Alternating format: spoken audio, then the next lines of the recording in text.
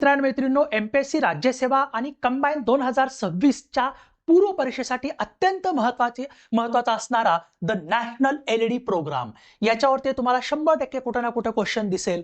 National LED programme जो आहे तो गव्हर्नमेंट ऑफ इंडियाने संपूर्ण भारतात स्मार्ट आणि ऊर्जा कार्यक्षम एलईडी रस्ते दिवे बसून ऊर्जेचा वापर आणि ऊर्जेचा खर्च कमी करण्यासाठी हे उद्दिष्ट ठेवून 5 जानेवारी 2015 ला स्ट्रीट लाइटिंग नॅशनल प्रोग्राम सुरू केलेला आहे. या द नॅशनल एलईडी प्रोग्रामचं जे नाव आहे ते स्ट्रीट लाइटिंग नॅशनल प्रोग्राम त्याचं नाव ठेवलेलं आहे.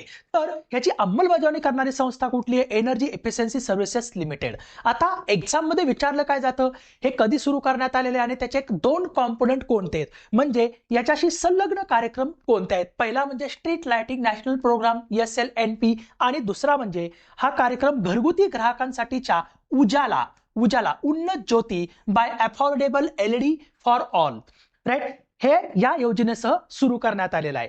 तर हा Unnat Jyoti by affordable LED for all जो प्रोग्राम आहे याच्या अंतर्गत काय केलं जातं, आधीचे जे CFL बल्ब आहेत ते CFL बल्ब आता काढून टाकलेले आहेत आणि त्याच्या जागी एलईडी बल्ब्स लावण्यासाठी प्रोत्साहन दिलेलं आहे. आणि त्याच्यासाठी गव्हर्नमेंट काय करतं, जे एलईडी बल्ब्स आहेत ते ग्रामीण घरांना जे घरगुती एलईडी बल्ब आहेत ते एकदम कमी किमतीमध्ये उपलब्ध करून देतं. समजा 100 रुपयाचा बल्ब असेल तर तो 30-40 रुपयांमध्येच उपलब्ध करून देतं, जेणेकरून लाईटची बचत व्हावी. याच्यासाठी हा प्रोग्राम सुरू करण्यात आलेला आहे.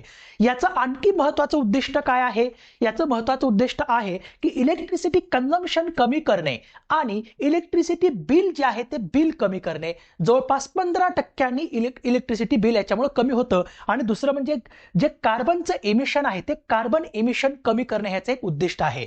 तर हा माझा नंबर आहे, या नंबरवरती तुम्ही कुठलाही कोर्स जॉईन करायचा असेल तर एन्क्वायरीसाठी याच्यावरती कॉल करू शकता. मी किशोर गोरे. आणि सगळ्यात महत्त्वाचं, आपलं डेली 7 PM ला लेक्चर असतं, ज्या 7 PM च्या लेक्चरमध्ये आपण राज्यसेवा आणि कंबाईनसाठी रिव्हिजन करून घेतो. तर ते पण नक्की जॉईन करा. सो धन्यवाद.